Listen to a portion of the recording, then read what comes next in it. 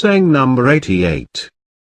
Amir al-Mu'mineen, peace be upon him, said, "In the name of Allah, the Beneficent, the Merciful."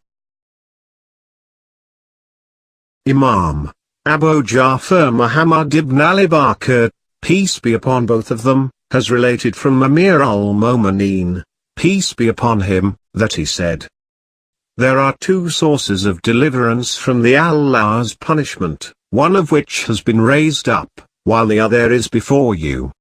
You should therefore adhere to it. The source of deliverance which has been raised up is the Messenger of Allah, may he bless him and his descendants, while the source of deliverance that remains is the seeking of forgiveness. Allah, the Glorified, has said, and Allah is not to chastise them while you are among them, nor is Allah to chastise them while yet they seek forgiveness.